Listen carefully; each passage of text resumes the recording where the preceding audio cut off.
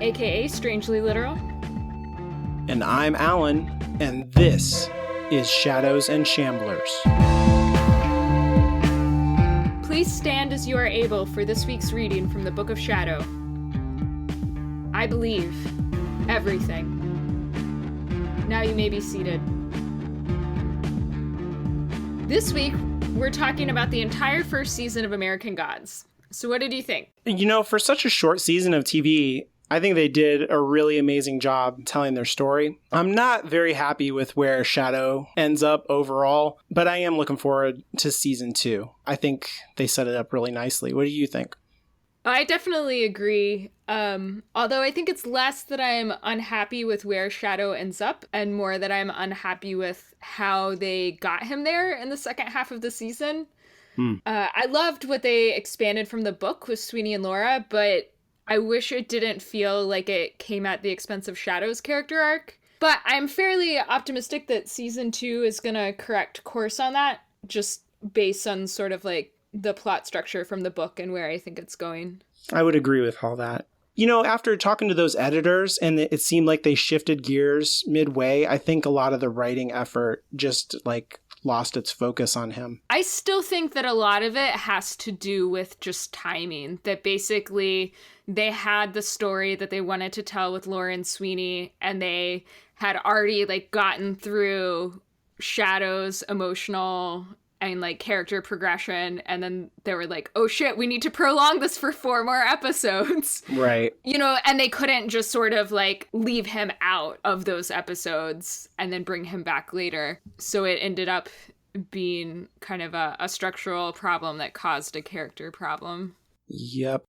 So for this episode, guys, we have pulled some articles. We got a lot of feedback. We're going to talk about kind of the structure of the season as a story itself. First up, we had an article that we pulled from The Nerdist by Amy Radcliffe. That was an interview with Orlando Jones. It's called Orlando Jones Explains Why American Gods Mr. Wednesday Needs a Queen. And so, you know, this is all about episode 8, the finale, where he tells Mr. Wednesday, you need a queen. There were some really good quotes here. He talks about his motivation, kind of like he did for episode 4 in the prologue. He says, it was important for me to remember, and I think for Nancy, to impart that there has never been a war in human history that has ever been won without the support of women. It's not an issue Wednesday necessarily recognizes as he recruits allies. Nancy is attempting to always be the voice of the disenfranchised. When you're talking about American history, you talk about gender roles and ageism and race and sex. All of these things come together to create a truly powerful force of people and individuals who have a lot of information to impart.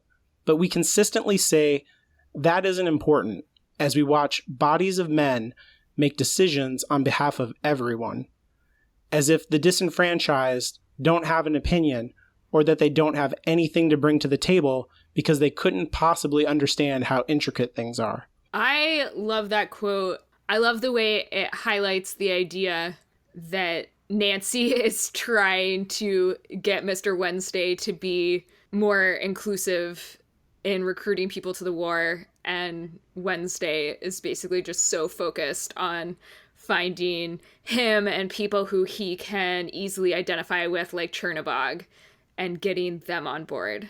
Mm-hmm. And even with the Zariah sister, it feels like they had some kind of romantic history. Like he's tapping on his history with her, and it's not so much about oh, I need to get some ladies on board.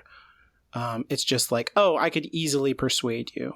Yeah, well, and even when he's recruiting Astara, he's basically flirting and using romantic charms to try and get these white women on board. Mm-hmm. But he wouldn't be thinking about someone like Bilquis. She doesn't even seem like she's on his radar. And she's so old and powerful. I'm super excited for Nancy and Bilquis to play bigger roles in season 2, as Orlando Jones has been heavily hinting. So really cool. Looking forward to that. Yeah, I didn't know that. Yeah, so at the end of the article, he says that he's super excited about season 2, and Nancy is going to be very, very heavy. So cool. Like Amy, the editor of episode 3, told us, he had a whole nother episode that we didn't get to see. So maybe they'll tap back into that. I know that the original plan was to incorporate Anansi Boys, which he's an important character in. So we got a related email from a listener, Nathan, who said, I definitely got the sense that Bilquis is being sent to absorb Shadow and get him out of the picture. I was sad to see a black woman's sexuality being weaponized, made a tool of aggression at the direction of a white male-presenting character who has already treated the prospect of sex with her with disgust. And while I appreciated the lampshading of this through all the discussion of men being hateful and angry towards women's power, I still wish they hadn't done it. Also, I think it's worth making a comparison between Bilquis and Ostara's stories. First of all, there are clear class and race components to their situations. Ostara is also being weaponized by a man, but for her it is empowering. Emotionally primarily, although of course Wednesday does literally empower her through sacrifice. On the other hand, we see that Bilquis is traveling alone by miserable Greyhound bus on her indebted mission. We only ever see Bilquis alone. Her worshippers are never her equals, and then we see her alone on the street and alone in the museum. But Ostara is surrounded by people, constantly being interrupted by more guests. Yeah, so she's at the center of the community, Ostara is, and Bilquis is at the margins. It's interesting. What do you think about what he says about Bilquis's sexuality being weaponized? So I can definitely understand his disappointment, but I also feel like it could potentially turn out to be a really empowering thing depending on what she ends up being able to do with that. I don't know, I feel like it's kind of hard to judge something like that when it's at the very beginning of a plot line that we don't really know where it's going yet. Mm-hmm. I did really appreciate the way he pointed out the difference in class status between Bilquis and Ostara, though. I mean, like, Ostara lives in a fucking mansion, and she's having, like, the bougiest upper class party I think I've maybe ever seen. And yeah, really juxtaposing that with the way that Bilquis ended up sort of on the street and just in, like, a much more economically depressed situation because she wasn't able to take advantage of sort of like the white corporate structure and tie herself onto that in the way that Ostara has been able to with Easter. Yeah, because they both work for the new gods, and to see the difference in their levels of prosperity does feel like a commentary that the show is making in some way. Bilquis is being dispatched for some mission. It might be to, like, he's positing that she's definitely going to try and have sex with Shadow and kill him. We don't know if that's what's actually going to happen, but nobody is going to Ostara and saying, like, use your power against Wednesday for us. Like, it's just about celebrating her power, and, you know, like, media seems to just show up to have fun or something, to, like, enjoy the day, and then she finds out, like, what the fuck, Wednesday is here? What is going on? Yeah, like, they respect Ostara in a way that it seems like nobody really respects Bilquis except for Nancy. Exactly. Yeah, that's what yeah. Yeah, it was a great observation. I appreciate Nathan writing in with that.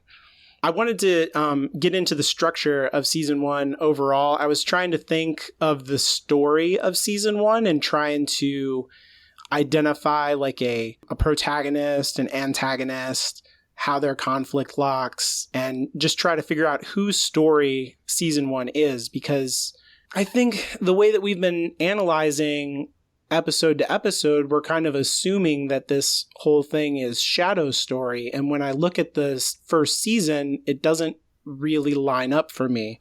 I'm not sure if you'll agree with that, but I'll lay my case out for you. Oh, I definitely agree. I sort of have my own thoughts about how Shadow could be a protagonist for the whole series. Sure. Or for the book. But he definitely doesn't work as the protagonist for just season 1. He doesn't have a goal, and he's not really the focus for most of what happens in the second half. Yeah, after those first 5 episodes, he kind of just drops off after we meet Mr. World. It feels like a lot of false starts after episode 5, right? Where we're like, he disbelieves, then he kind of believes, then he doesn't believe again, and it just doesn't work. Yeah, and actually, now that I'm thinking back on it, I feel like even in episodes 2 and 3, we were complaining about him continually backsliding. Yeah. But compared to, like, the garbage heap that is his character arc in later episodes, like, now looking back on it, you're like, oh, that makes total sense. It's totally cohesive. Yeah. It holds together much better than this thing over here held with scotch tape and spit. Yeah. Yeah. Whereas Mr. Wednesday feels like much more of a character that has a very well-defined goal, and everything that he does is to accomplish that goal, and the entire story kind of escalates against his goal until he achieves it at the end. So, okay, here's my thing. Mm-hmm. I see Shadow as sort of going from disbelief to belief over the course of the first 5 episodes, because I feel like by the time he sees Mr. World in the police station, like, he's pretty on board. And then in episode 6, the conflict becomes not about whether he believes or not, but about just being pissed at Wednesday. And I actually loved how in episode 6, Shadow really starts to push back against Wednesday and like really perceive that not just does Wednesday have an interest in like using him and not really care what happens to him, but he is like potentially actually doing things that are obviously bad for him. Mm-hmm. We sort of like covered the belief storyline, and then we were moving somewhere interesting, and then in 7 and 8, it just made no sense based on what had come before it. Yeah, because 7, we just kind of dropped the story, because I don't even think they're in that episode. Yeah. And then in 8, we do a time jump. Yeah, we just reset real hard. Yeah. Also, seeing Laura again really disrupts him. I feel like it puts him off balance from the manipulation that Mr. Wednesday is like subjecting him to. And I should be clear, like, so I'm saying that Mr. Wednesday is the protagonist. That means that he has a goal. I think that his goal is to, as you said, to get Shadow to be a faith battery. He needs someone powerful to believe in him so that he can accomplish his larger goal of starting this war, you know, to whatever end that will go, whether it's to destroy the new gods or maybe to take over their operation. Who knows what his larger goal is. But his goal for this season is to get Shadow to believe in him. Do you buy that? Sure. I can't really argue against it. I don't have a better proposition. I think that makes Shadow the antagonist, but he doesn't have a strong motivation of his own. And really, you don't have to have an antagonist with a strong motivation. It's better for your story if you do. All they have to do is work against the protagonist. And if you watch episode to episode, Shadow really does do that once you understand what Wednesday is trying to do. Because even when he does make a snowstorm with his brain, Wednesday has to argue with him about whether that was even possible and what can you believe? And over and over and over, Shadow says to Wednesday, "Who are you?" And over, Wednesday says, "You wouldn't believe me if I told you." And that's his goal. He wants him to believe him when he tells him. I also think that Laura is a secondary protagonist. Really? Yeah. I think Laura has these strong goals throughout the season. You know, we've talked extensively about her kind of sense of dissatisfaction when she was alive. And then once she's dead, she's strongly motivated to restart their relationship in some very unlikely way. And then once again, Shadow would be the antagonist in that situation. And to solve that problem, she has this secondary goal of being resurrected. So she hooks up with Mad Sweeney to get to Easter's. I think she has a really nice arc where she is learning, you know, how to cope with her situation. And she has the very strong goal of trying to get back together with Shadow. And, you know, that's basically the shape of this season, is Wednesday trying to get a faith battery and Laura trying to get her husband back. And Shadow is just everybody's antagonist. Yep, and he's not well motivated for anybody. Huh. I like that. And I like how it really opens up, I think, the narrative for him to figure out his own desires and take a more active role in later chapters. Like right now, everybody wants stuff from him. And I really am excited about him starting to develop some motivations of his own. Yeah, and I think for the beginning of the story, this isn't terrible for Shadow. I like what you said earlier about for the show overall, for the story overall, he could still be the main character because this could all be setting the table for what comes subsequently for his character. Yeah. I think it's interesting what will end up being the better model, because my sort of theory for the structure was that Wednesday and Shadow are dual protagonists. Wednesday's providing the motivation and the goal, whereas Shadow is providing the emotional connection to the audience. They're basically almost never separate from each other, and their fates appear to be so intertwined right now that you can almost treat them as sort of like a single unit. Sure, like one character, yeah. Yeah. So would the New Gods be your antagonist? Yeah. I mean, I don't think it works very well really for explaining season 1, but I was sort of trying to use that as a explanation more for like the book overall, as far as I remember it. It's a cool idea. I like the 2-person protagonist idea, especially if they split them up next season. Yeah. But they're still working towards the same ends or something. So now we're going to talk about, as we rewatch the episodes, just stuff that we noticed that really stood out. Like once you understand the shape of the entire story, things that jumped out to you. So hit me with your best shot. What do you got?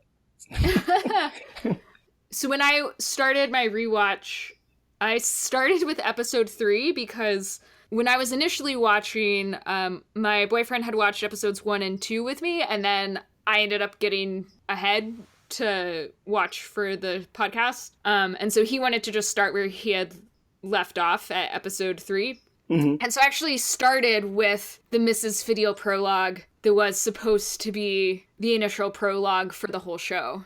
Oh, interesting. And I actually really liked that. And so I was just thinking more about what that kind of meant for starting off the show in a much more sympathetic and sort of subtle way than the Viking bloodbath. Right. And I liked it.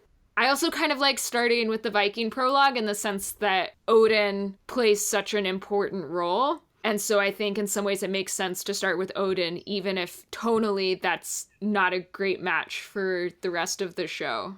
Starting with Odin really is what started me down that track of thinking of Mr. Wednesday as the protagonist of the first season. Ooh, yeah, you're right. Yeah, it's really like we start with him, you know, he's there in America, but he's also completely powerless. And then by the end, he has taken away the food from all of America, or maybe a huge portion of America. We don't know yet. So it was like a real arc in his power from the beginning to the end. And I remember us kind of complaining about just how over the top the Viking prologue was. And now in the context of the whole show, like knowing who Mr. Ibis is and knowing that this story really is being told by somebody as a narrative with a perspective, and that, you know, the story that he's writing is not how it actually was, but how he wants us to feel. And just thinking about sort of like putting all of the prologues in that perspective,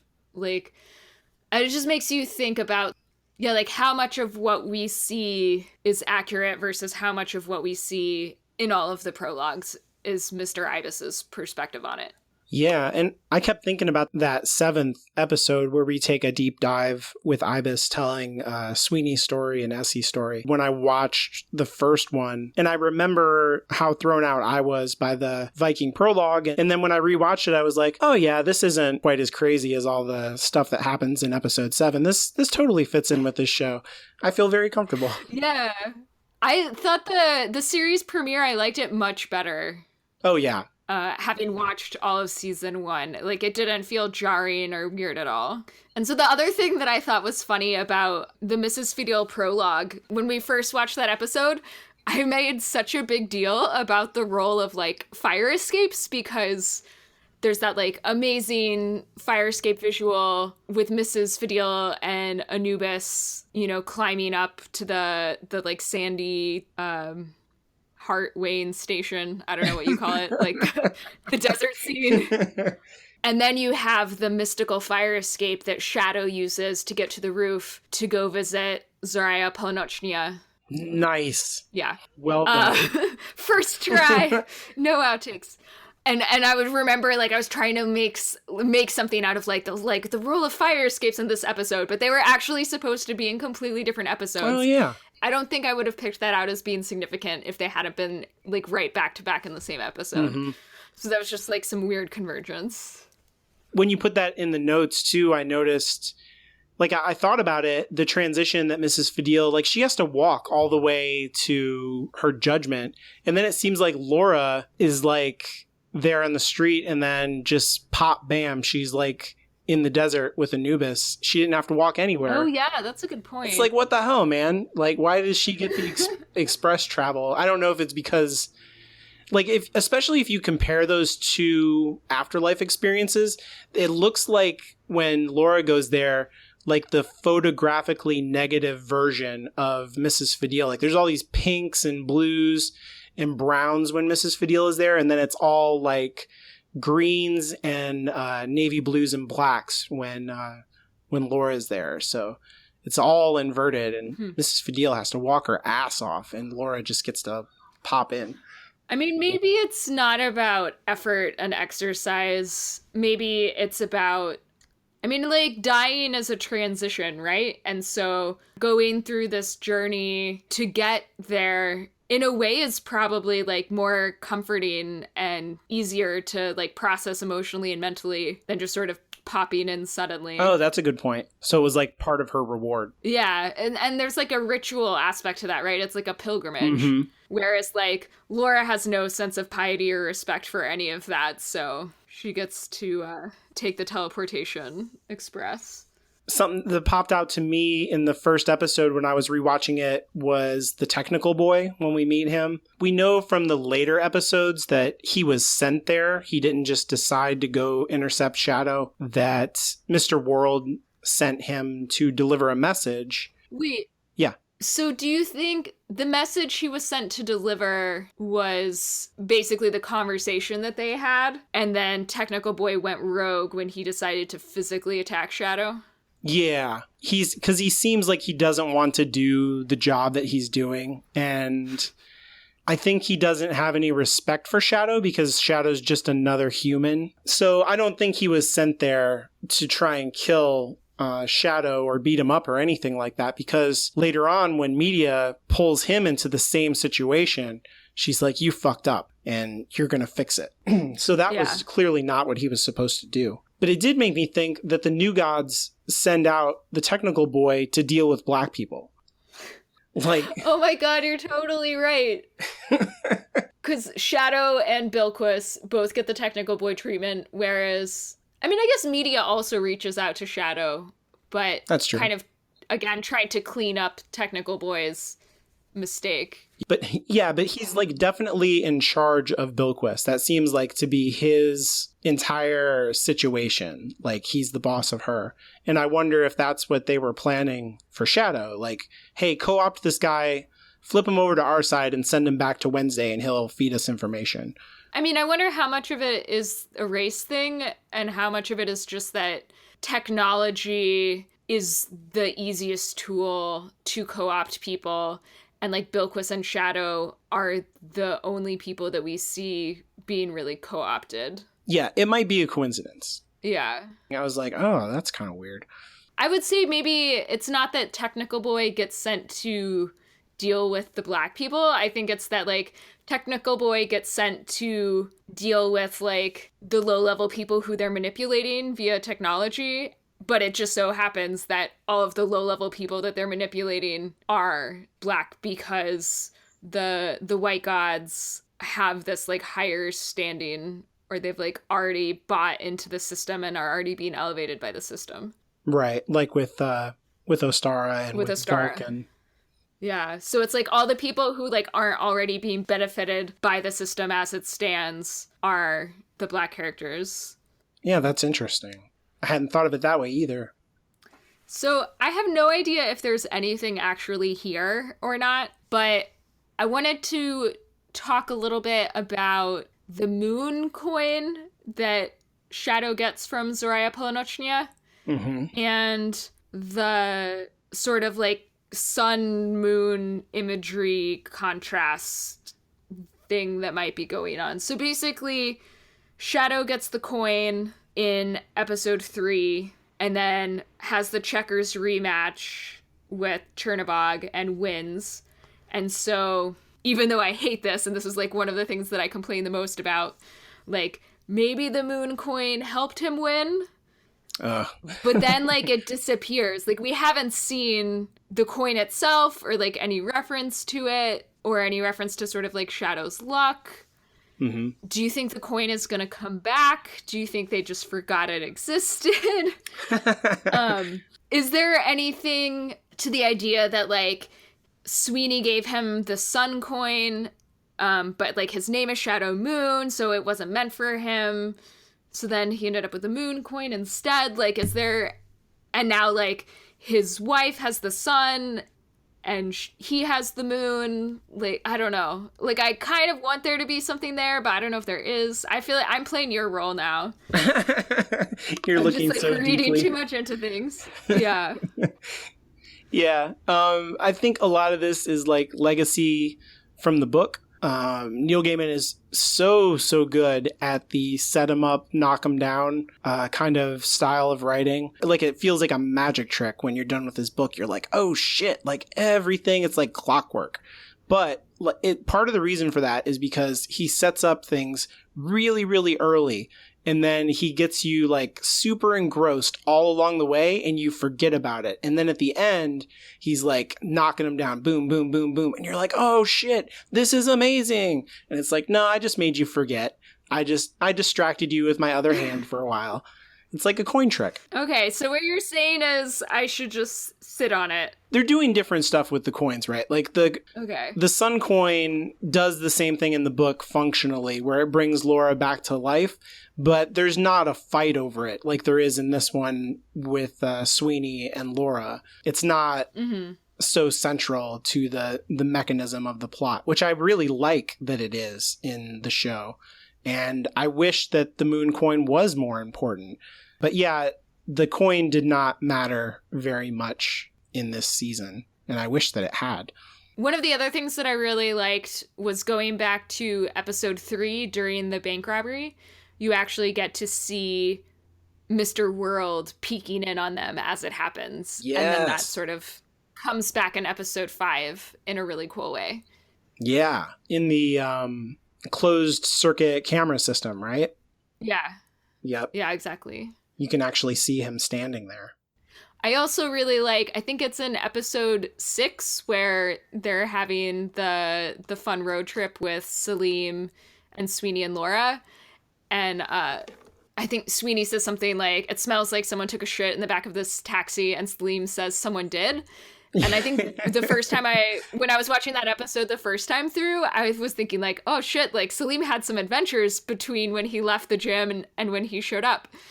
But then when you go back and you watch the original episode with his encounter with the djinn, the taxi had already been shat in by that point. Right. It was a callback. Yeah, it was a callback that I had just completely missed. Yeah, I also thought it had like a very different feeling watching Salim on the side of the road being passed by all the cabs in New York City. Because I think when I was just watching it the first time, I was thinking, you know, like, God, all those racist cab drivers, like, this really sucks. I feel really sorry for him. But then watching it through this time, I think I had more of an appreciation for how, you know, if any of those cabs had stopped for him, the djinn wouldn't have been able to pick him up. And that sometimes, like, things that we think are awful and, like, bad luck end up actually being good luck and, like, making better things happen, which is kind of a spiritual thing about like providence and fate and all that. And so I kind of appreciated that as well. Yeah, it changes his whole life. And he says after that, he's a different person. He's Salim, not Salim. Yeah. And I guess the other thing that I thought was so different the second time through is just knowing that Sweeney is the one that killed Laura totally changes the way that you read like his interactions with Shadow and his interactions with Laura. Oh yeah. Leading up to that, like he is a guilty motherfucker and he's actually acting like one.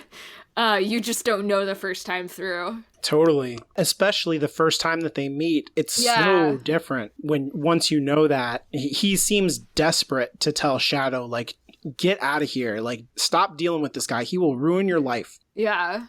Did you pick up with Sweeney like the day after when after he loses his coin and he's walking down the street and that guy stops to pick him up? The guy asks him, well, have you killed anybody lately? Like, you know, as a joke. And the look that, oh my God, that Mad Sweeney gets on his face, he's like, yeah, fuck you. Yeah, that was so good.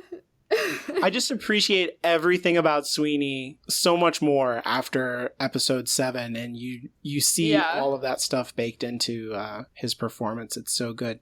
To that end, I pulled an interview that he did with IO9, Pablo Schreiber. Do we ever find out how we're supposed to say his name? I don't know. I'll say both. In the Canadian way. We figured out he was Canadian, so say it's Canadian. Sure. I'll tell you all about him. Yeah. So Sorry, Vivian. So Evan Narcisse did an interview with him, and he said that Michael Green and Brian Fuller wanted me to know quite early on that I was responsible for Laura's death, and I was harboring a lot of guilt for it. So all the scenes that are in the season are colored by that. And you really can tell in that first episode and in the third episode that he has a lot of self-hatred. He has a lot of animosity for Wednesday. Wednesday doesn't trust him at all. It just plays very, very differently. Where at first you think he's just a big jerk, and he is a big jerk. But, like, there's really good reasons for it buried underneath. Yeah. Also, when I was rewatching, I had the articles that we talked about in our episode 0 in mind, and I was thinking about the sausage party problem, right? Of the book is just all these male characters. The female characters are really marginalized. They're not super important to the mechanism of the plot. And Fuller and Green were determined to fix that problem. And I feel like they did when it comes to Laura. She's a completely like 3-dimensional character and we love her and we've devoted a whole episode to her. But I don't feel like the other female characters really solve this problem. It feels very male dominated to me still, with the kind of chauvinism that we get from Mr. Wednesday and the assholery that we get from Sweeney. I just don't feel a variety of female presence in the show. What do you think? Yeah, I think that's one of the reasons why I'm super excited for Bilquis in season 2. Because I think there needs to be a counterbalance to Laura. And I'm really hoping that they write Bilquis in a way that is up to that task. It's not like a head count thing. It's like you just said. It's a personality thing. I would love to spend more time with Media, who's like this very powerful woman, and see what her experience is in the New Gods and check out what's going on with Bilquis more. And even Ostara, like in the aftermath of this, will she be more powerful or like way less powerful because she like blew her load on her feast day and now her batteries are empty now or something? Like, what's going to happen with these female characters? I want more. So hopefully they can do that for us. Yeah, I was just thinking, I wonder to what extent Media can even exist as a character, right? Because like every time we see her, she's in the guise of some other character. It's hard to know what she really is underneath all of that. Yeah, I know in the book she has a kind of similar thing, but there is like a point where you get to see just the base her. underneath Oh, really? everything. Yeah, at one point in the Okay. storm. So maybe they'll do that. So I wanted to talk a little bit about representation of Native Americans in American Gods.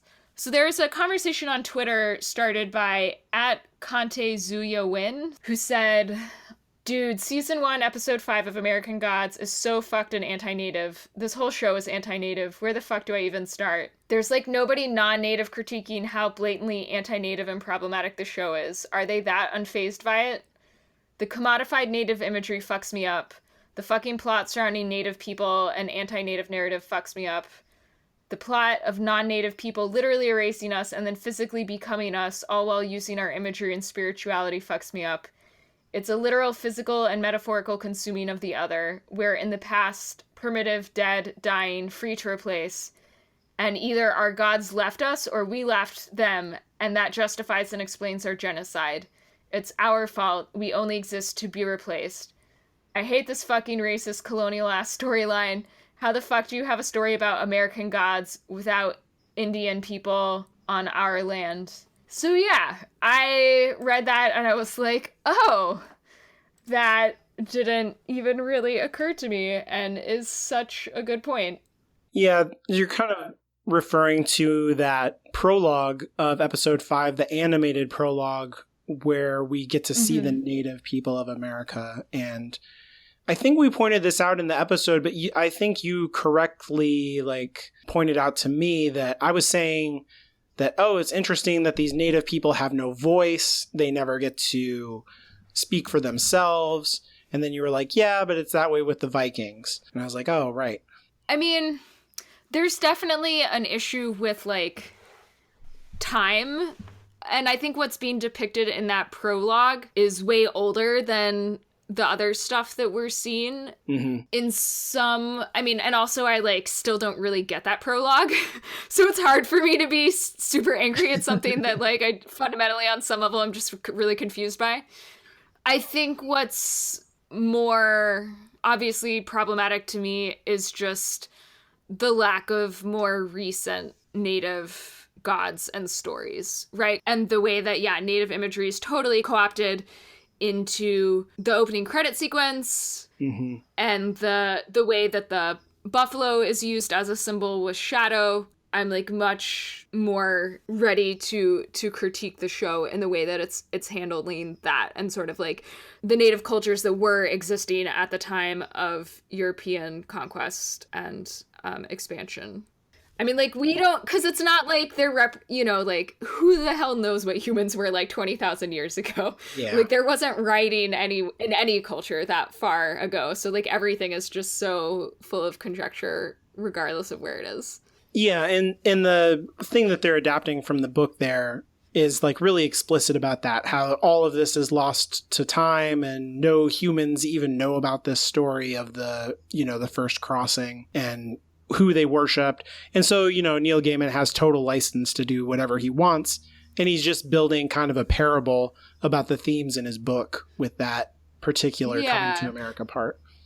So I guess the thing that gives me pause, though, is that there is at the end of that prologue, there is the role of the buffalo, right, that stabs the woman. And then there's the buffalo that appears to Shadow in his dreams. And then there's the role that buffalo played in the native cultures that are still existing today and that experienced the genocide from the European conquest. So it seems like the book is trying to draw some connections there.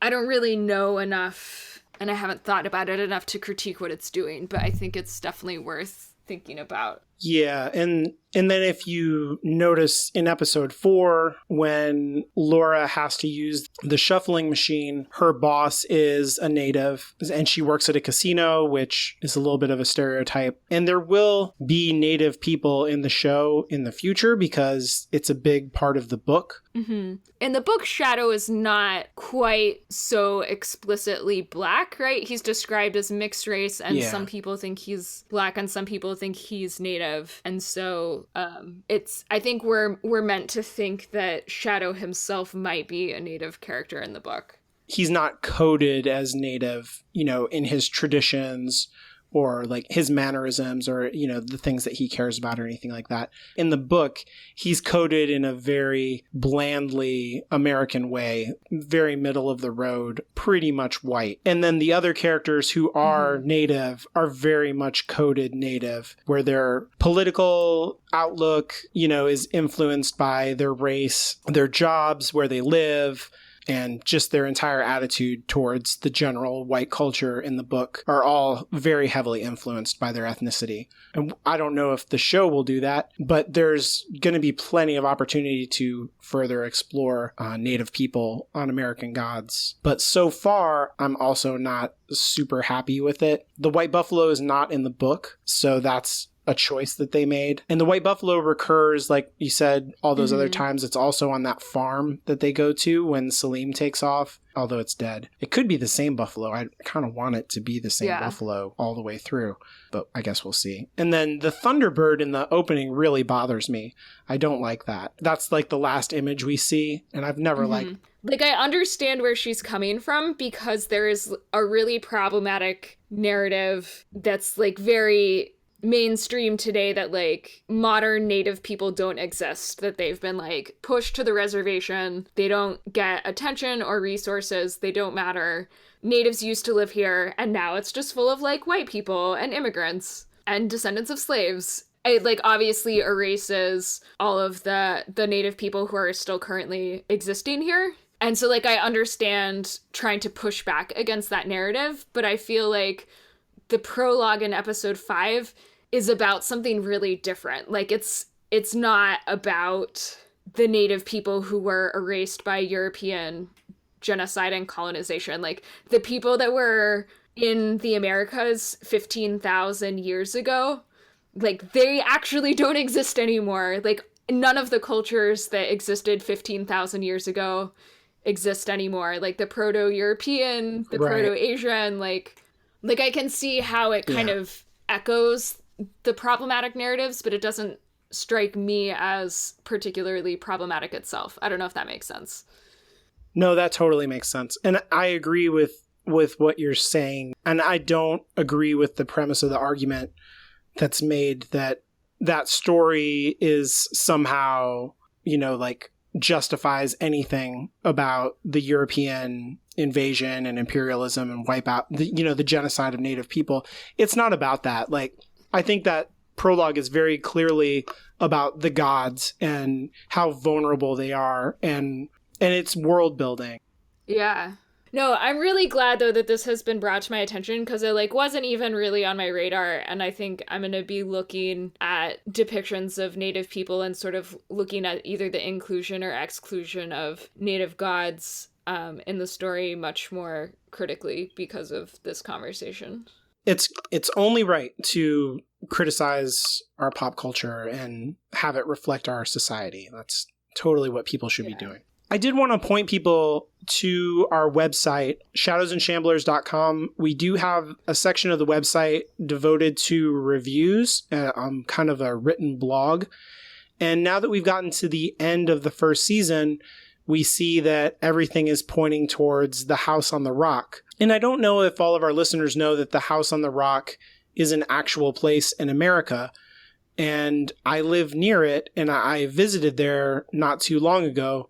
And I wrote up a blog post about it and put up a whole bunch of pictures and a little bit of video and talked about my experience there.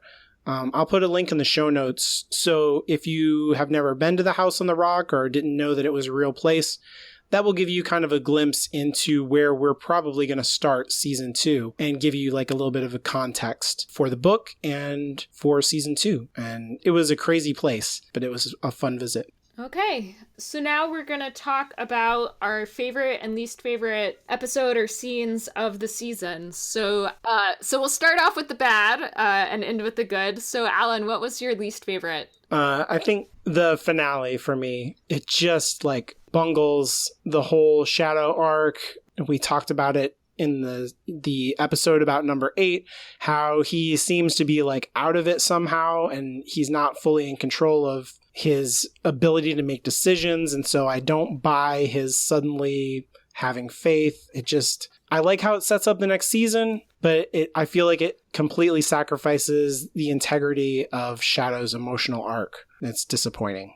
Yeah, I totally agree. I mean, thank God there was so much great Bilquist stuff in the finale because that makes it worth watching.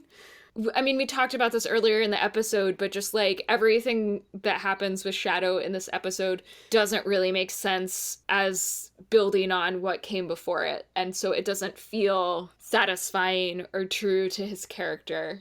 Totally.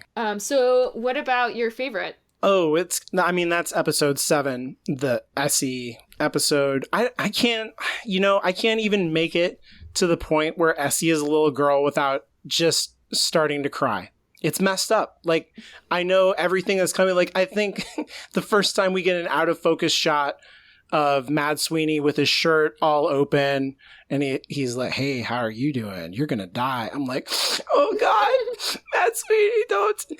Like, I can't even handle it. I love that episode. It is the best. Emily Browning's performance and Pablo Schreiber, like, they stole the show. Like, the whole show for me. Like, they're the best thing about season 1, in my opinion. I love them. What was your favorite thing? I think my favorite episode was episode 6, the one with Vulcan and the Mexican Jesus prologue.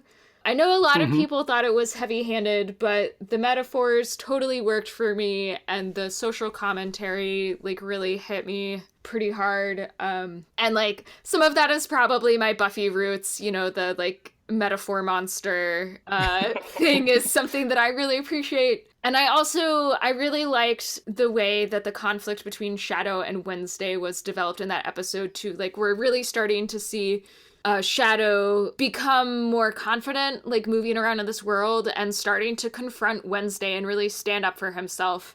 I really appreciated that in episode 6, and that was part of what made Shadow in episode 8 so hard to take. Yeah. And then, of course, like, one of my favorite scenes is just everything with Audrey. Both in the first episode at and after the funeral, and then in episode 4 with Laura, like, I love how unapologetically emotional and sassy Audrey is. Like, she just gets to feel so strongly in the moment whatever she's feeling, and Betty Gilpin does such a good job with that. It's definitely my favorite part. It's not the most important part, but it's definitely my favorite part. It's fantastic. She's so good. So before we end, we want to share some listener feedback about the finale episode from Cassie Mack on Twitter at m_the_beastie. So Cassie had some theories about Bilquis. She said, in the ancient temple, Bilquis marked a woman's face. If it's the same one who she followed to America, maybe she was immortal until AIDS. Oh, yeah. I remember this. The disco scene felt like a reunion or rediscovery. Maybe she wasn't immortal, but she was regularly reincarnated, fated to join Bilquis in every lifetime, a gift from a goddess to her love. Somehow, dying of AIDS stopped that cycle, or Bilquis had grown too weak by then. I'm not sure. Cassie also says, I think Bilquis was being sustained by visitors to her altar back in Iran, and when it was destroyed, she lost most of her remaining power. So, in that sense, like, her watching the scene of the temple being torn down on television was not just a sort of sadness or nostalgia for the good old days, and not just symbolic of her loss of power, but actually also her real loss of power.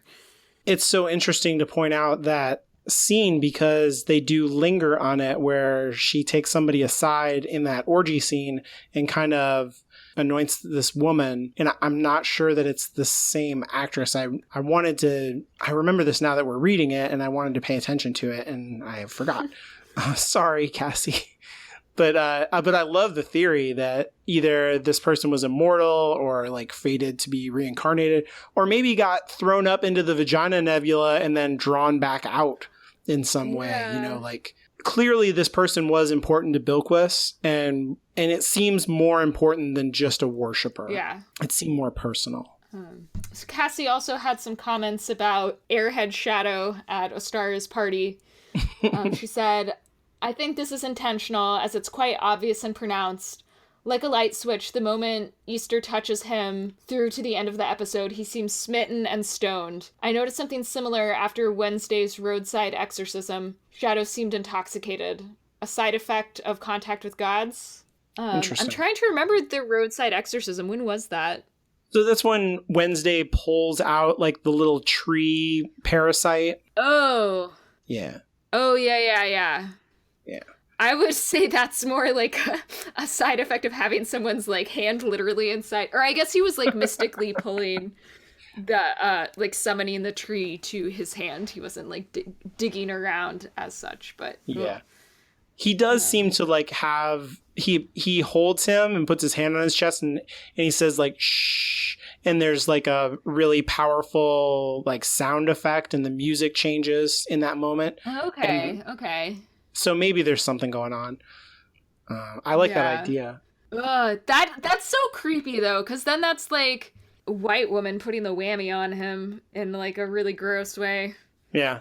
It's bad for the character too to do that in their moment of decision. If that's your main character, you don't want to zonk them out in the final episode, I think. We also had Kate tweet at us at K8Met. She asked, did Bilquis choose to leave Iran or did she follow her last believer? Because she ate all the rest. And this is kind of in response to, like we said, that she was the only god that chose to come to America. But maybe she didn't. Maybe her last believer chose to come to America and she's like, well, shit, I got to go with her. Like, I'm going to die if I don't do that. I like to believe that Bilquis was smart enough to know what was going on with the revolution and that, you know, like this extreme Islamic revolution was not going to be friendly to other gods hanging around. So she... Especially female gods. Yeah. Yeah, I think she chose to follow her believer. Yeah, I think we were right that she's the only one who chooses to go. But we'll probably find out more about this, I think, in the second season. I don't think we're done with that story. Also, we got a tweet from the notorious KRG at Glazebrook Girl. She said, so was I dreaming or was the dating app created for Bilquis called Sheba? You know, it's kind of like the Tinder-like app that we get to see for 2 seconds. She's right. It is called Sheba, and it kind of has like a stylized face on it that is supposed to be like Bilquis's face. And also that Ethiopian restaurant that she sees her temple get blown up at is named Marib. I'm not sure if I'm saying that right, but that's also another name for the Queen of Sheba. Oh, cool. Yeah. So I think that's actually why she stops at that restaurant, because she notices the name and she's like, oh, this is like a place about me. And then she just happens to notice her temple get blown up. So that's not great. Also, I wanted to mention that Kelly, who has been so supportive of us from the very beginning and always gives us great feedback, has been doing some freelance writing work that I'm going to include a link in the show notes to about skincare. And if you like want beauty tips and stuff like that, you should follow her on Twitter. She does these really great tutorials and all kinds of lessons about how to take care of yourself. Yeah. We got a tweet from at Tikva4U2 on Twitter, who was commenting about episode 5. Is the relationship between Laura and Shadow love or worship? The relationship seems to have flipped. He worshipped her. It's not just love. He has become a beacon for her path. Now he is her spark. Which I think is interesting, especially in context of, you know, like the show kind of being about worship and the question that Laura asks Salim about whether he loves his god or is in love with his god. Like, to what extent is their relationship based on something that's more like worship or more like love, and how that kind of switches after Laura dies? Yeah, and how much control she has over it too, which is kind of going to be an important issue to understanding that. I really love that she pointed this out to us, that there's an inversion from when Laura was alive and after she died, and that it really was like she could do no wrong to him, and now he can do no wrong for her. Because even though he ostensibly rejected her in the 5th episode, she still wants to be with him in the 8th episode in the finale. Well, and she's still just singularly devoted to him, even without receiving any real love from him. And in the face of all the Laura Sweeney shippers, too. We got an email from Andrea, who was talking about episode 4. Wow, there is so much there. I do not like Laura's character. In fact, she evokes a strong contempt in me. I dislike her. Everything about her character seems manipulative, and that is in addition to the fragile white womanhood others have written about. She lacks love of herself and of those around her, particularly Shadow. The times where she resorts to the hot tub with the Get Gone don't strike me as suicidal. She reminds me a bit of Kevin in The Leftovers. Not wanting to kill themselves, but if it happens, meh, something new. Suicidal attempts become a thrill, and in Laura's case, they don't alleviate the void. So she's Team Anya. Yeah. And not just for that, she also writes regarding episode 6, wow, Anya gave me a woo moment when you pointed out that the Minutemen were worshipping Vulcan as they killed the immigrants and not the American Jesus they outwardly appear to worship. Jesus is a god of rebirth and resurrection, so death and rebirth are his attributes. Killing him, as you said, does make him more powerful. Osiris was killed and resurrected. The Green Man, Green Knight mythos is a god who is resurrected. And thanks for pointing that out, because I had asked about if there were other deities who had resurrection as part of their myth and as a way of, like, gaining power. And then she continued, Odin himself died, sacrificed himself to himself on the World Tree in order to be resurrected with a new perspective and a new life. So thank you for your comments, Andrea. It's great. Those are great points. We also got an email from Nathan about the 8th episode. And he said, I think the thesis of this episode is don't trust gods. The name of the episode is a clue. Come to Jesus is a talk or a discussion where hard, uncomfortable, sometimes unwanted truths are imparted in order to steer the recipient away from dangerous behaviors. In this episode, we, along with Shadow and Laura, are hit hard with the very valuable lesson that gods lie, gods conceal information, and there's very little we can do about it. We see Shadow's very evident surprise when Wednesday lies to Astara about Vulcan's death and manipulates her using the power of the sword as proof for his lies. Penis power, I guess? Sad face. And then, of course, there's Laura learning that Wednesday killed her and has been conning Shadow for at least 3 years already. So yeah, when we did the live tweet of that episode, pretty much all the women on the live tweet pointed out, and I did not notice this at all, that Ostara takes the sword and is like very gently stroking it the entire time. And then when Wednesday's like, so you want to come over to my team? She just stops and hands the sword back to him. She's like, I got to go do something. And I was like, oh, you're totally right. Wow, I did not notice that at all. Yeah, I think there's some pretty clear symbolism going on. What do you think about this? Don't trust the gods for Shadow. Is this him just realizing this? Because you were saying that he realizes this more in Vulcan. I think Shadow was becoming skeptical about Wednesday in a different way in episode 6. Like, no longer skeptical of his power or that he is a god, but skeptical in the way of, like, not trusting him because he's a god. And I think, yeah, in the finale, it basically brings Laura and Shadow more to the same position where that's concerned and kind of unites them in their distrust of gods and the way that they've kind of been screwed over by the gods. And Shadow still doesn't know about what happened to Laura. That will, hurt his trust even more whenever that secret gets revealed. Yep, I think that's a pretty good read on that episode. That the main theme there is that you can't trust what the gods do, because even Easter in that episode is a betrayer of her team. Everybody's lying to everybody. Yeah, definitely the theme. Cool. Well, I guess that wraps up our season 1 wrap-up episode. So we want to take the time out to really thank everyone who has given us a rating and a review on iTunes. That's the best way for us to find new listeners, and we really, really, really appreciate that. So thank you to JP Soso and Generosity and Mobax816.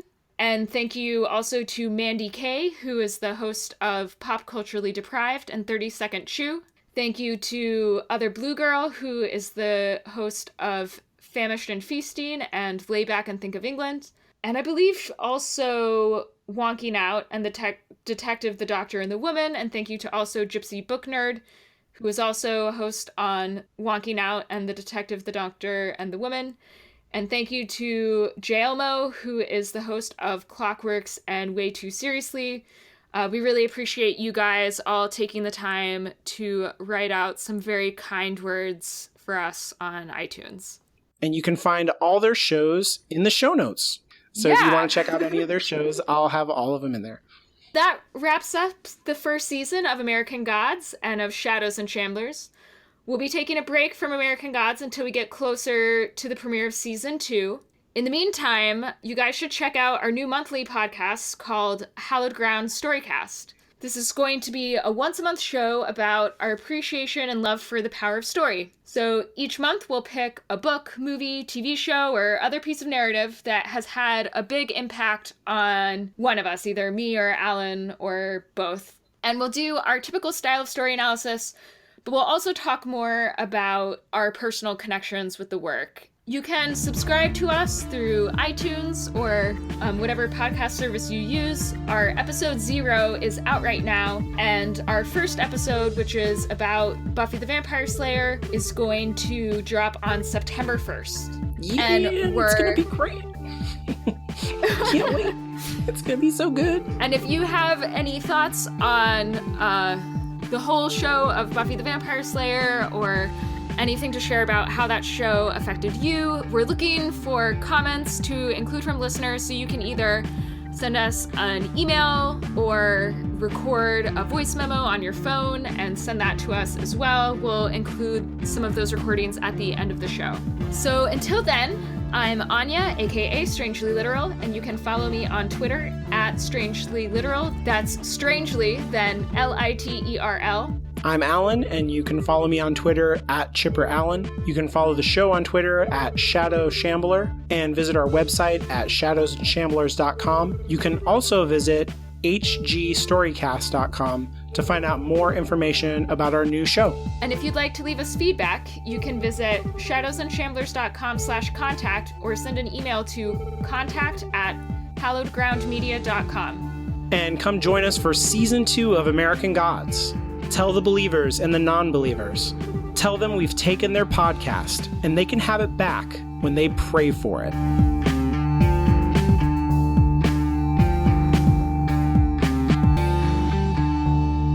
Shadow and Shamblers is a Hallowed Ground Media production and is released under a Creative Commons non-commercial share-alike license.